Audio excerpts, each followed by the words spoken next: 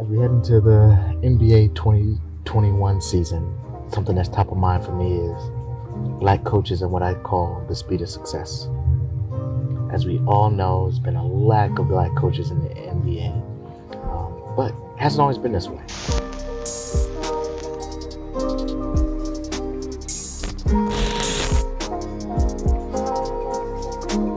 Early 2000s, I think 2000 to about 2015, we've seen an average of about 11 black coaches in the NBA. As compared to today, we've just reached 6 black NBA coaches. Anybody who's been following me on any of social media, specifically around the NFL and the NBA, NFL being about 70 to 75% black players, very few black coaches, and little to no one that's black above that.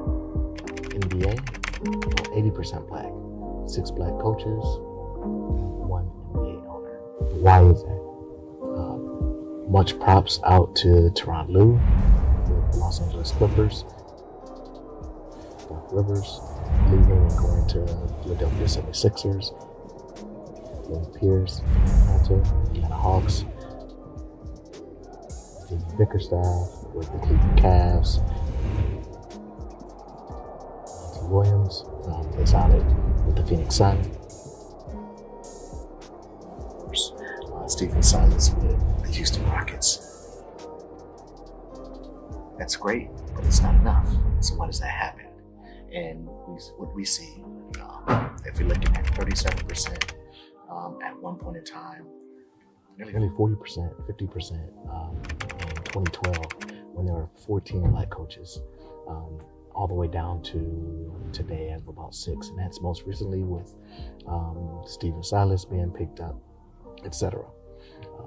So what I think about as an owner or as an executive in the league, and something that's in their best interest, is really thinking about who relates to, influences, and motivates players to do and be their best. Value in the basketball, right? Our turnovers have given them people that are able to do that, especially with black men, is other black men. Now, of course, you need to be competent. Of course, you need to make sure that you've put in your time. But if we follow the norms of what we're taught in school or in society, it says start off at the bottom, work your way up, go to the next level, go to the next level, and get to the next level. But that doesn't happen in the case of coaches. In fact, you see that at the assistant coaching staffs within the NBA, which sees black representation up to about 40 to 50% amongst assistant coaches, staff, trainers, so forth and so on. Folks that are involved, and then many times it's actually been conveyed through a lot of players that some of the head coaches would lean on their assistant coaches to go reach out and be the liaison with their black players. Great, awesome, but there's a disconnect there. And I contend that the more that you can have someone that relates to a player, that relates to the people that you need to go execute and get a job done, are best served by those they can relate to. They'll be motivated to do so. They'll work hard for it. They'll be able to work through all of the emotional issues or things that are more intangible to the game, more so than just being able to pass, dribble, and shoot. Okay. So then when you think about who does that, and it's been shown in all walks of life, all industries, not just in sports. You've seen that with Nike, who has leveraged and I won't say used, but that has brought Colin Kaepernick in to reach an entirely new audience and motivate them, people who buy and use their products, the black community. You also see that with the inverse is, take the Houston Rockets. If the stories are true and what you've been seeing in the news, your best star player, one of the top 5, 10, 15 players in the NBA, depending on the list that you subscribe to, is turning down hundreds of millions of dollars because he has an organization that does not relate to him. You are losing talent, losing players. And that trend will only go up in time. And that's an example of that happening. Now, I'm glad Stephen Silas has landed that role. And I want to see more black coaches come along and be able to reach out and touch players as many of black coaches can do. So I think what starts to happen is the greater you have, the greater amount of trust that you have in an organization, the greater the performance. And this is something that I riffed on Stephen Covey's book, The Speed of Trust, which talks about this very notion, is that organizations that have high trust see about 300% greater performance and output and results of those that have low trust. And that output and those results are measured in revenue, productivity, employee satisfaction, a number of other areas. So if you're able to translate that into the game of basketball, into the NBA, who you claim are much like a family, a team, you will start to notice that the more trust that exists within those teams, aka families, the greater the performance, the greater success to be able to overcome adversity, to get through an 82-game season, to get through playoffs, to get through social issues that are happening off the court.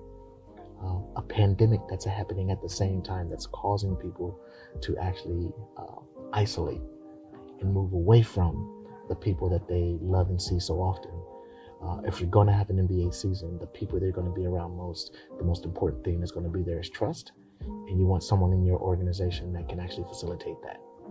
So let's not forget about the Mark Jacksons of the world, the Byron Scotts, the Lionel Hollins, the Alvin Gentrys, who did have some stints and lost those opportunities, but haven't seen many of those opportunities come back up. It is a smack in the face when you see players or people who have not had success be able to get those opportunities. You know, Steve Kerr didn't have a wide range of success going to be an NBA coach. Great job, great opportunity. But there were others who were left behind who didn't get that opportunity. And in fact, you might even remember the early phases, the early days of the Splash Brothers career was led and fostered by the mentorship of Mark Jackson. Crop Dan Kerman reports from Warrior headquarters, where the team's management talked about the decision to let Coach Jackson go. We appreciate everything that Mark was able to do for this organization over the last 3 years. He put us in a better place than when he arrived, and we complimented for that. What about your team and the poise they show, though, not giving in? My guys and my God, what an awesome one. Days where a coach and executives and players don't get along, absolutely. That happens all the time. And that's not limited to any racial groups. Human beings are going or not going to get along, and that's okay. And that should be expected. But at a period of time of early development, there was someone that could relate to those players who played the similar style, came from a black family as well, and could relate to them in a different way.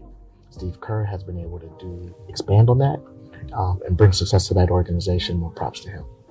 Steve Nash, someone who has had a tremendous career. All right, guys, breaking news out of Brooklyn. The Nets have signed Hall of Fame point guard Steve Nash to a 4-year deal to become the next head coach of Kevin Durant and Kyrie Irving. Maybe a good coach. Don't know, have no clue. But he has a great relationship with the players that advocated for him to be there. So that's a great step for him to get into that role.